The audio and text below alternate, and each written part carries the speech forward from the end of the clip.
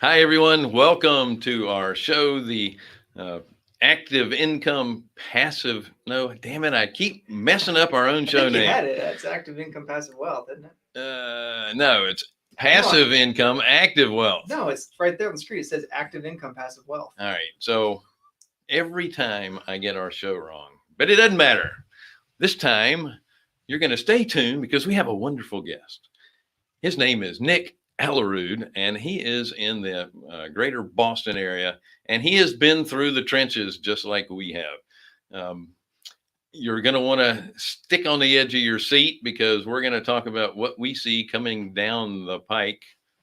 Stay tuned.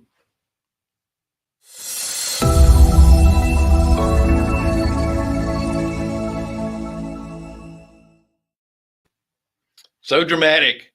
I love it. I love it. You know, this is like our 100 and Is it that many? oh no, you know, we're like at 120 some odd episodes of this show, and I still can't get the name of our show And correct. they all still feel like our first one, and they probably look like it. Oh, thanks for putting the scroller thing. So I'll try and get it correct next time. So, active income, passive wealth show. We are Carolina Capital Management. I am Bill Fairman, and this is Jonathan Davis. We make loans. If you don't know what we do, our website is carolinahardmoney.com. We also allow for investors to give us the capital we need to make loans with, right? So if you're a borrower, click on the Apply Now tab. If you are seeking passive income, then click on the Investor tab. Don't forget to like, share, subscribe, hit the bell, whatever the heck that means. And if you have any questions for us or our guests, we have a comment section. It's either going to be on the right side of your screen or underneath, depending on the platform you're viewing us from. Have I covered everything? Yeah, I think so. When it says hit the bell, I always think of like growing up and going to Long John Silver's, and you hit the bell on your way out. I never saw that because I always went to the drive-through. Oh, they had no bell at the drive-through. I'm lazy. I don't want to get out of the car. Without further ado, Nick is proud of his 28 degrees Fahrenheit in the middle of the afternoon up in the greater Boston area. Thank you so much for joining us, Nick. Thanks for having me. Bill and John, pleasure to be here, dude. Thank you. I know you really mean that. I do. And it's funny. Wait, I got it. So I'm laughing my butt off in your green room there because this is fantastic. I also, I can't remember the name of my own podcast either. So thank you for that. And also, you guys have a lot more cojones than I do because I would never do mine live. I at least can go back and edit. Like, God bless you guys for doing what you do. Well, it kind of hardens you when you do it live because you know you can't go back and fix it. And you just, what the heck? Let's just move forward. if we fix it, we might come off as that we're a little too stiff. Or maybe know too much. Getting us live, you get to get the real flavor. That's right. I don't want people to think we're too smart. So, Nick, you got a lot of stuff going on. You're a real estate professional as well. You have a banking background. You've done fix and flips and buy and holds and wholesale and what was the other? I'm trying to think of short sale stuff. I mean, you've been doing it all. You've gotten into commercial property. By the way, I love the self-storage space. I love the multifamily space. Mm-hmm. But there are different aspects to every bit of that. And congratulations on getting in there and learning it all. How the heck did you get started? Thank you for that. And it's funny you mentioned congratulations.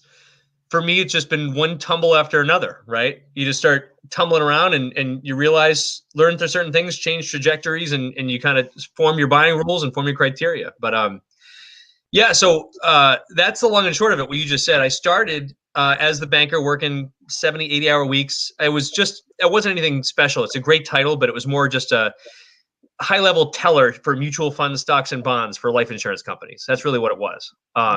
And they had me working 60, 70, 80-hour weeks, working on Christmas Day and New Year's Day. I was handling foreign trades and all sorts of stuff. And I just remember seeing It's a whole long story about a board game, which I won't get into, but I saw an infomercial on TV once at 2 a.m. I think it was 2003 or 2004.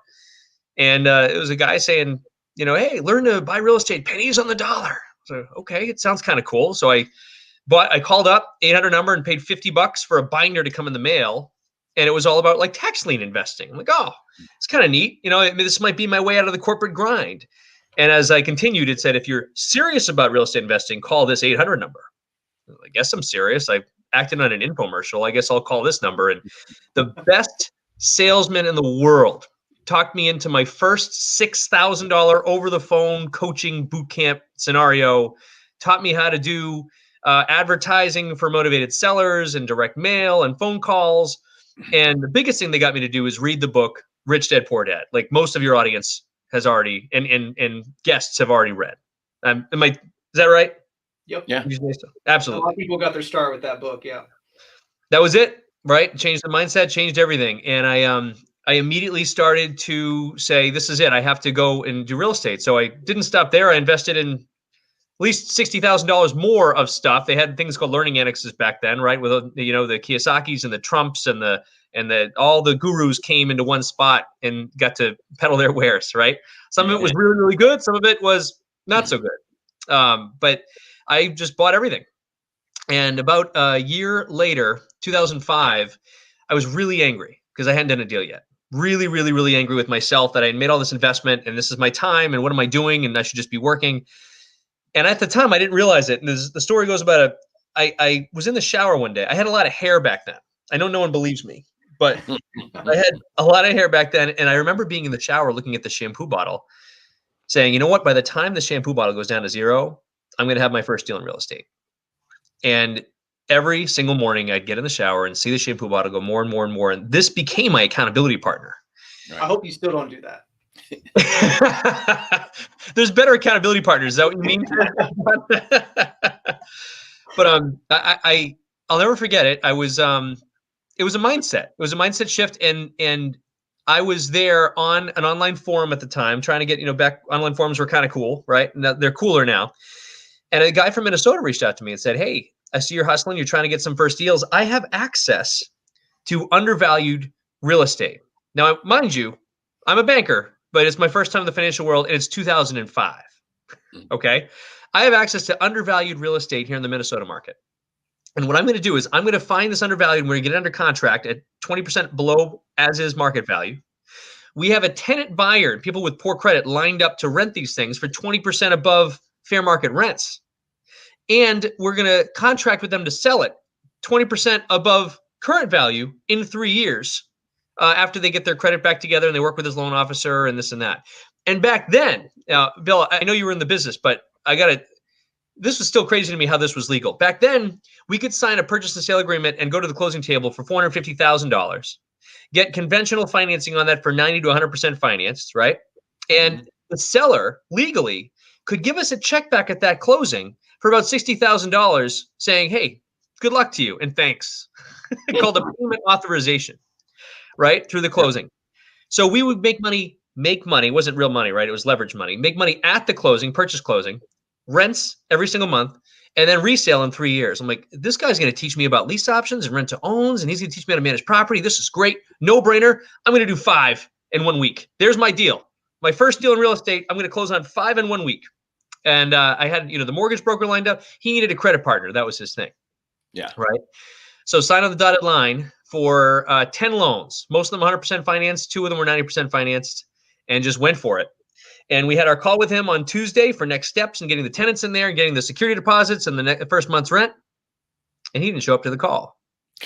He got 60% of that money, the purchase closing money, for the record. So he didn't show up to that call. And then as we continued to forward, where are you, dude? Are you okay? You all right? What's going on? And no emails and no calls. And turns out, right, all of the leases were forged. There were no tenants.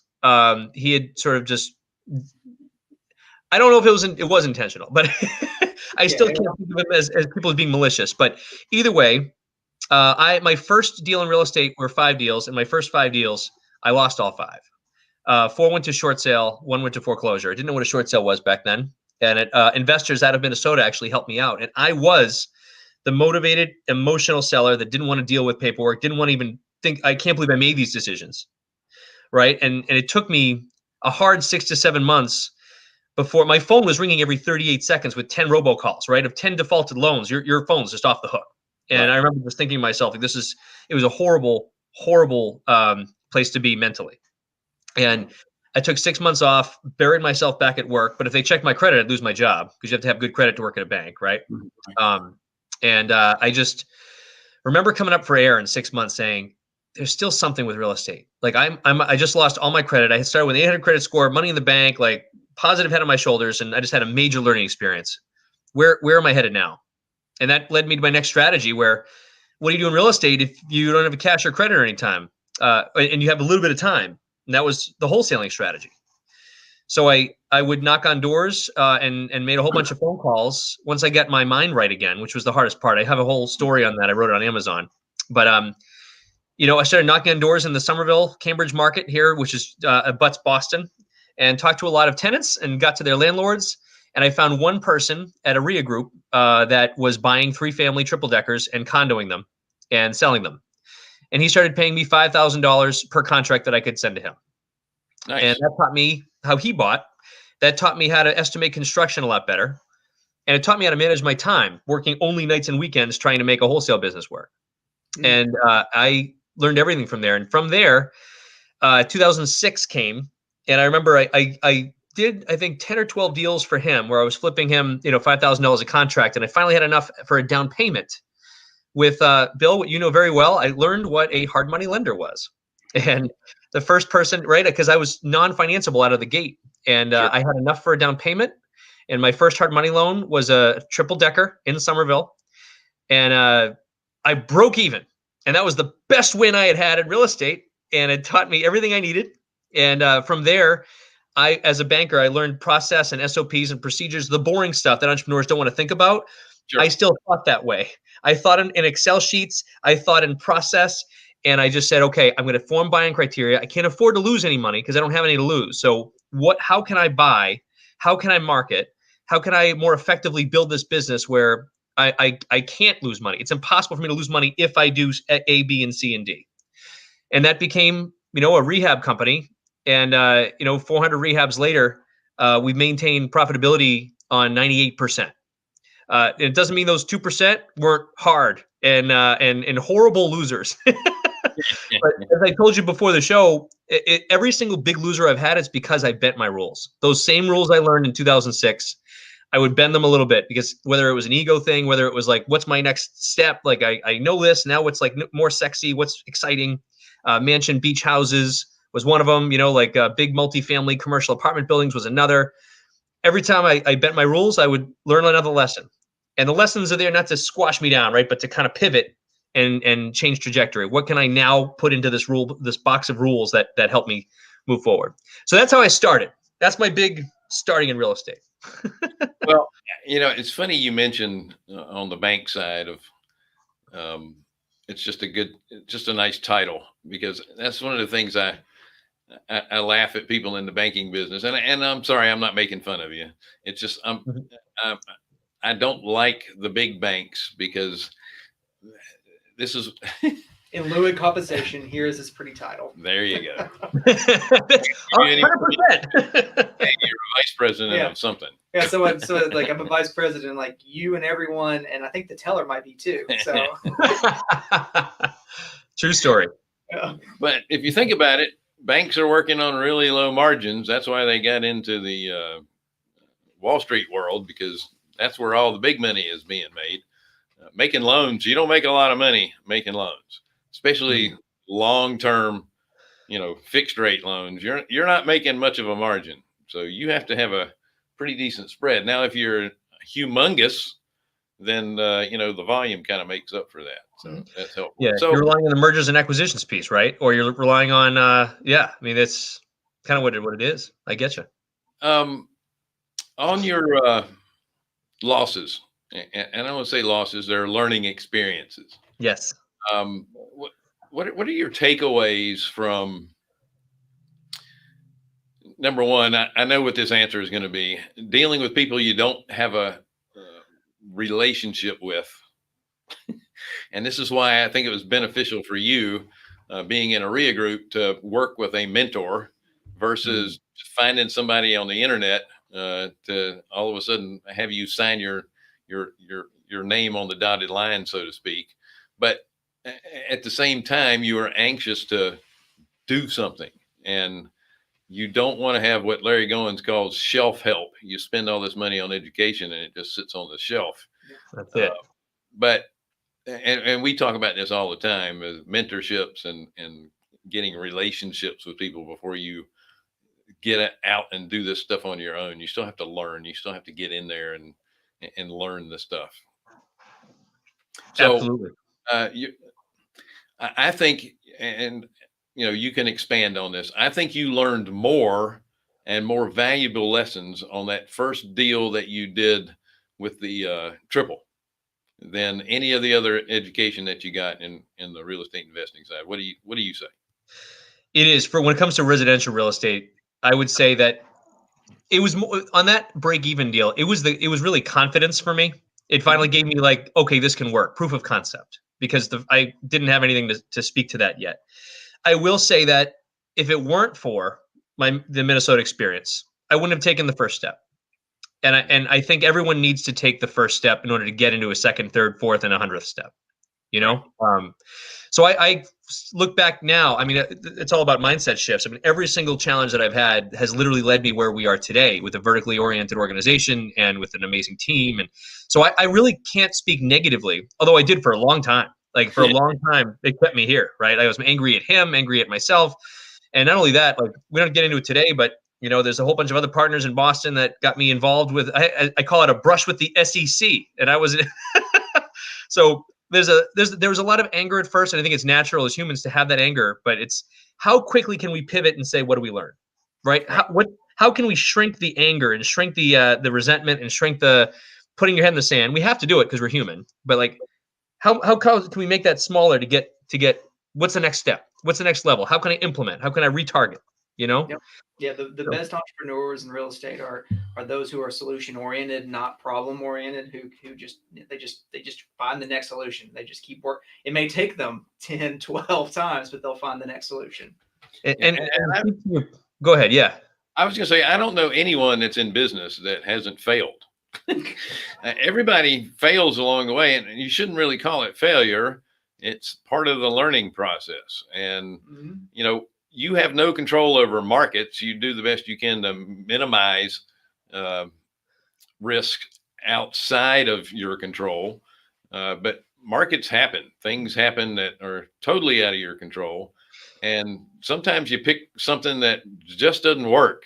Yep. And you have to turn around and find something else. And this is why I love small business in general, is that most entrepreneurs are, like Jonathan said, solution oriented, and they get knocked down, they come right back up. We can easily pivot and go in another direction if you need to. If you're one of these people that have that straight and narrow thinking, you're not going to last long. Nailed it. In real estate. Yeah. You nailed, and you mentioned earlier relationships and coaches and mentors, and you're absolutely right as far as shortening a learning curve and investing in the right partnerships, the right people around you. I will say this: you mentioned market cycles. You and I have been through market cycles. There's an awful lot of very dangerous people right now we call home run heroes, at least locally, that have not lost anything because they started in real estate in 2015 or 16, and the market has certainly compensated for any mistakes they have made, and they don't know what it feels like to have a market turn. They don't know what it feels like to have lenders sort of all squash, all the Wall Street lenders squash away, and Carolina Capital Management, right, and the local hard money people finally are super competitive. Or as far as like people are all going to be going to the hard money lenders because they can't go to commercial anymore. So it's home run heroes do scare the heck out of me. There's a joke around here. Massachusetts has license plates. One's a red. Reds are ones who have been updated in the last 20 years, and you have to put both of them, one in the front, one in the back of the car. There's still people driving around with the one green one, which means they haven't been to an RMV in 25 years or so. And that scares the heck out of most of us here. We call home run heroes the green license plate people. Crazy. Yeah. Eventually, that eyesight isn't what it used to be, and those reaction times are a little bit longer than they should be. Yeah. They need to go to the DMV. Well, and on that point you just made, I mean, we've had that in our mastermind meetings. It's, these people who have become millionaires or whatever in the last, 5-10 years. Yeah. Like, is it because you're awesome, or is it because the market cycle was just right? It's like, yeah, you got to watch yourself and check yourself, because we've had a really good market cycle, and it probably wasn't just you. That's it. Luck and skill, right? If they're both combined together, you're even better off. But you can either have luck, have skill, or have both. But you got to be in the right place at the right time with the right relationships. 100%. There's nothing wrong with being lucky and having the right time. That's it. As long as you're preparing yourself for a downturn. One of the things that we promote a lot is a Profit First book. And it is, if anybody is new to the show that's listening, look it up. Profit First. It is going to save your butt if you do it properly. All right. We have a question from Mark. Yep. How do you make money in property management, or is that a loss leader? Yeah. How much additional expense would it be to outsource it? Well, would you like to answer this, Nick, or you want? Sure. Yeah, absolutely. Because we played with that exact question not just a year ago. So now we have, just to give you an idea of the organization. So we started with our wholesale company, then we went into fix and flip, and then fix and flip led into real estate retail brokerage, right? Because if we're going to be selling our own properties, we might as well try to have access to the MLS, and then we can bring in quality people that are licensed agents that can help sell our inventory. That led into a short sale negotiation firm, because we were dealing with a lot of sellers back then, right? 09, 10, and 11 that had some issues with their debt, and they had to get out. And I had experience in that. So it happened to be. I helped with that. And then as we moved forward, right, we built a rental portfolio. And the only natural course of action for me, and this is to speak to your question, Mark, I mean, based on the challenges that I'd had, I was kind of a control freak. And that's not a good thing. Not a good thing at all, but I was a control freak, and I tried to hire. I was not financeable until 2014, but I knew in my head I had to start building a rental portfolio to help with my wealth building in 2009. So I went out to a market that was not local to Boston, where I could buy houses cash that I didn't need loans on. That was a much smaller, lower priced market. And when I started buying single family houses and renting them, I tried using third-party management companies. Every time we would get the report back, there were things on the report. I'd have to question it. And of course, I was the pain in the butt client, right? Like, they didn't want to deal with me either. And I'm like, if I'm just the pain, I want to be a pain in the butt client either. So what do I demand of myself, and not put someone else through the pains of having to deal with me? So we formed our own. It was internal at first, internal property management company that only dealt with our inside portfolio. So that wasn't even a moneymaker. That was literally just to say, okay, because again, banker, right? Process and checklist oriented. How do we make this a process so it's not some guy running out to every property in the world, talking to a tenant, leasing that up, but then not knowing, like, we wanted recurring communications. We wanted a preventative maintenance schedule. We wanted all sorts of these things. And I have now what we call a 44-point value add inspection checklist, which actually helps increase value of assets under management for anybody who hires us. So that was all internal up until 2019. And it was just natural, because we had our own portfolio, and I couldn't trust anybody else. So we ended up doing it ourselves. Sure. But in 2018-ish, I had that vision of, well, why am I keeping this to myself? And if we can monetize it, even better. But we have all the checklists, we have the processes, we know how to hire people. I'm going to open this up and show them how they can increase value in their own assets by just doing one of 44 things that will make the fee you mentioned, Mark. Our fees are between 8 and 10% monthly of collected rent.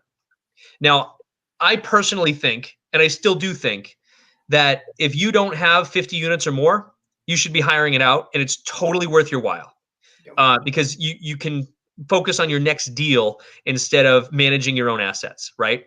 But if your intent is do we make money on it now, even now as an external force? It's a break-even proposition now, but what it does is it allows us to hire some good people. Like, we hired a lead maintenance tech that it's now working on the management company, but it's also someone we can use for our rehabs and fix and flips, right? We've hired a really good executive assistant, a lead property manager that's working there that's also good to work in a capacity for the other companies as well. So it's allowed us to kind of bring in some high quality people and have more income coming in to take care of them. Maybe that answers your question. Maybe it doesn't. But I think if it's worth it for you to do it and you want to make it an actual business, you'll need 50 units or more to make it worth your while.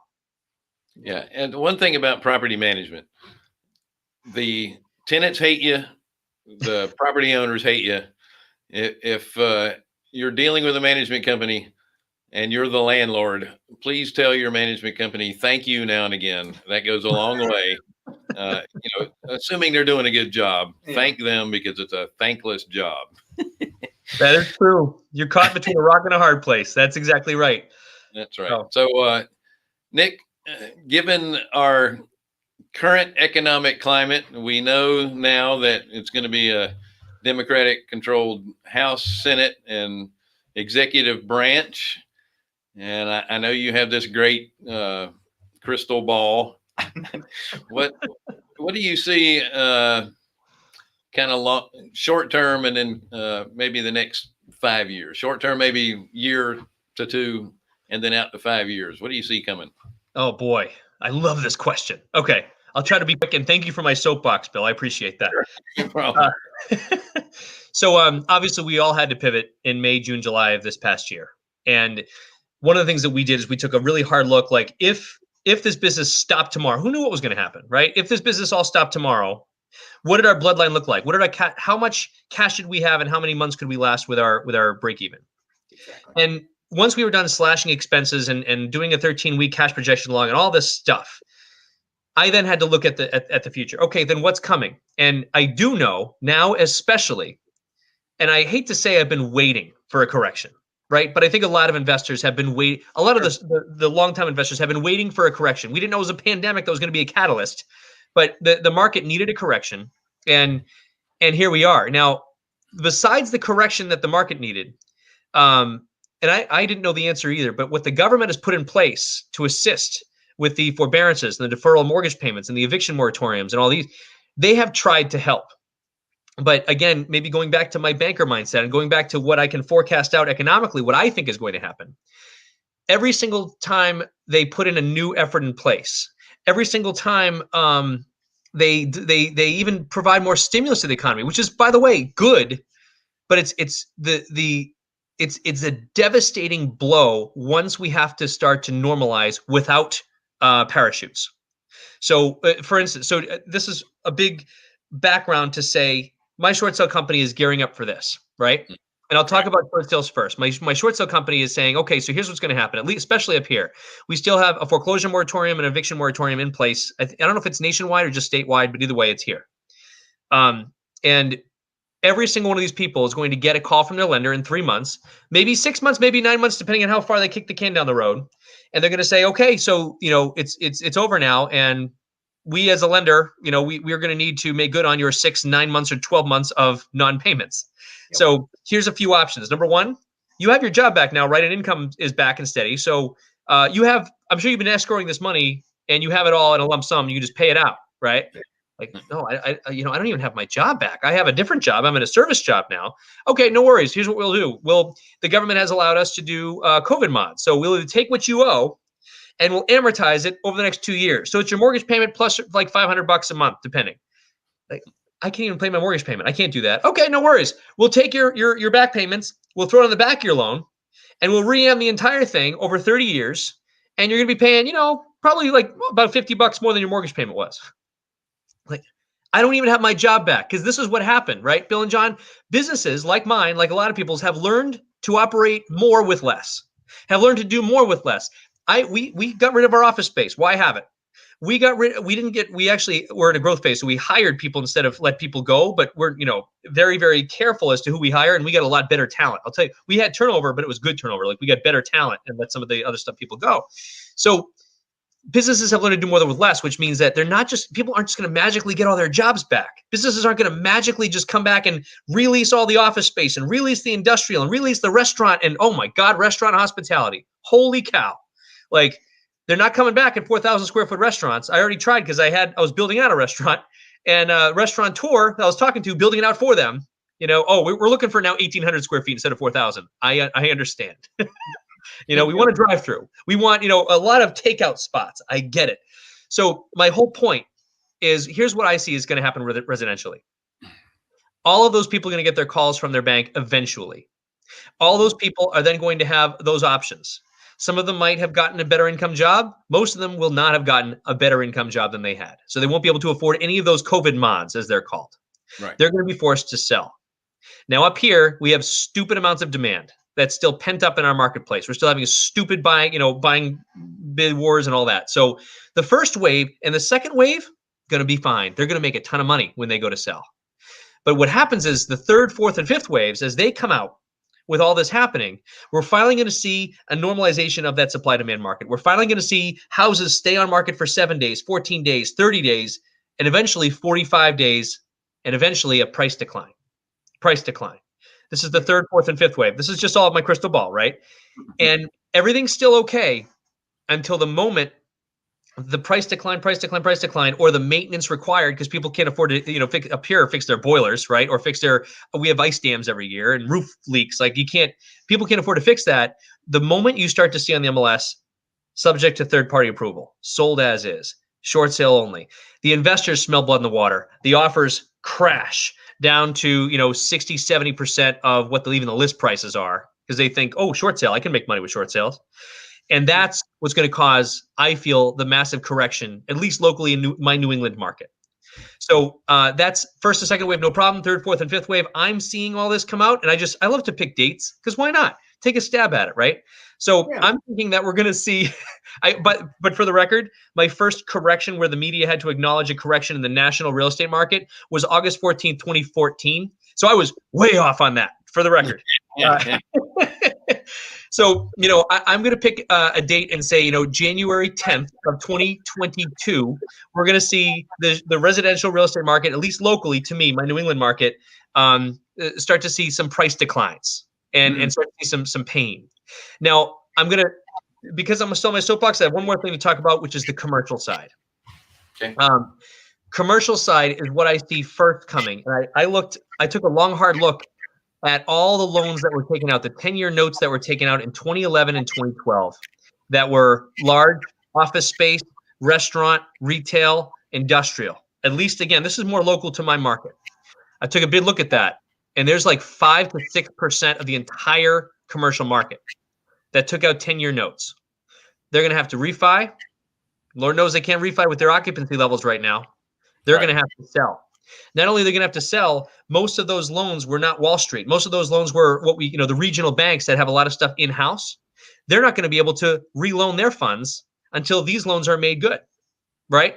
They're not going to be able to do any of that. So I'm personally predicting, and this is, again, local to my markets, a commercial capital freeze in my market that is going to trickle up to Wall Street.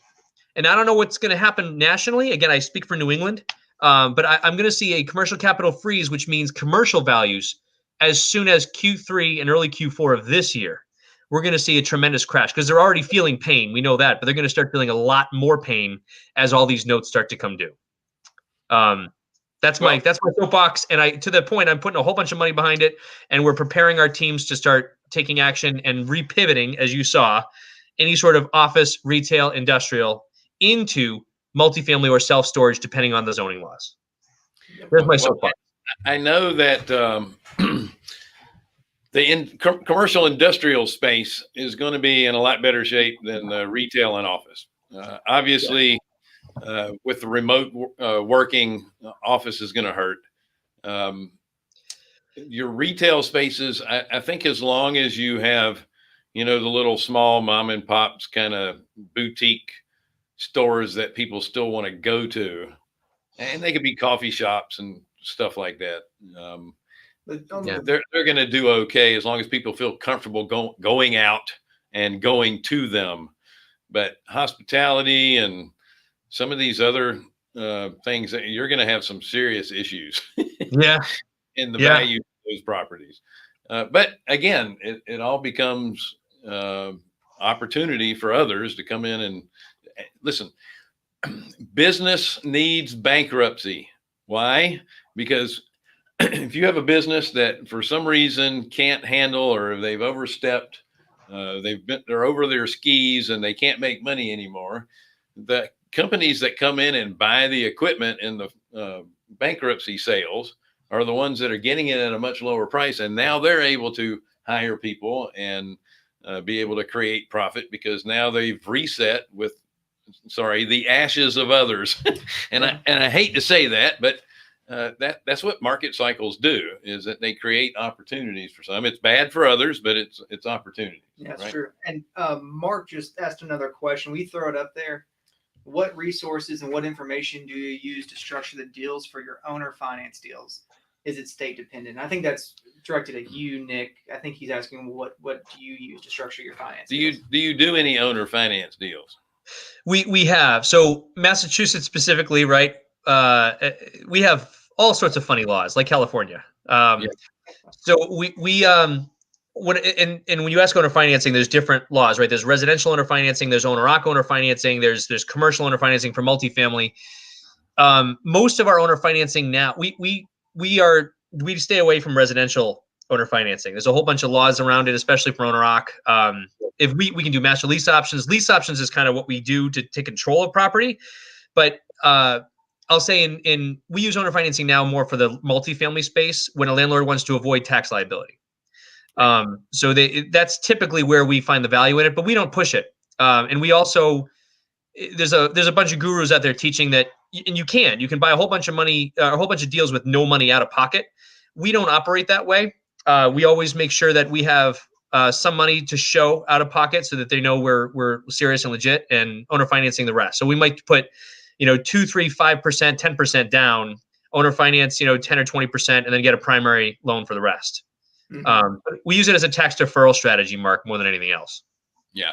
And that makes sense. If you've owned a property for quite some time, and that owner could participate in some of the financing as well, they would much rather not have to pay that capital gain right away. So that's an awesome strategy. Yep. Nick, thank you so much for your time. That's been great. Thanks for having me, guys. That was fantastic. Let me do a soapbox. You let me vent about one of my issues. This is great psychology session. Send me the bill. This is great. Typically our first 30-minute show is about us on our soapbox, so it's nice to have somebody else on their own. It seems like we're on the same page in most of our prognostications, as it were. Well, you're front lines too. You're front lines. So you guys have a well-established business, but I mean, when there's market changes, you're gonna have to maybe double and triple your business too on the lending side. So that's at least what I would think. And things are going great right now. We had in December the biggest month that we've ever had since we've been in business. Is that likely to continue? I think for the short term, probably, yeah. For the next 2 or 3 years, or 1 to 2 years, as we think that the government is going to be just throwing all this money out there, and values are going to remain high, and there's still going to be a good demand. But there's pain coming. Yeah. So you just have to prepare for it. Nick, you're offering courses as well? We do. Yeah. We're actually rebranding. So yeah. How can people get a hold of you?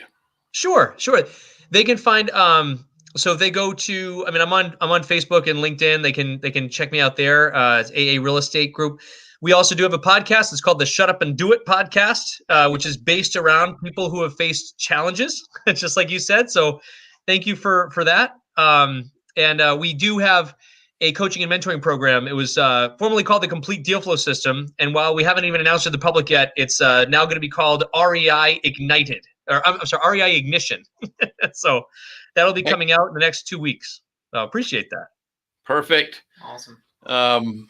I hate to go, but time is ticking. So thank you again for joining us. Thank you. Folks, we are Carolina Capital Management. Thanks for joining the show. If you're a borrower interested in borrowing funds, carolinahardmoney.com. Click on the borrower tab. If you are an investor looking for passive returns, click on the investor tab. Don't forget to like, share, subscribe, and hit the silly bell. What's the name of the show? Active Income, Passive Wealth. Well, it only takes a few more days and I'll forget it again. So, all right. Anyway, you guys have a great week. We'll see you next time on this same channel, so to speak. Different link. Thanks, guys.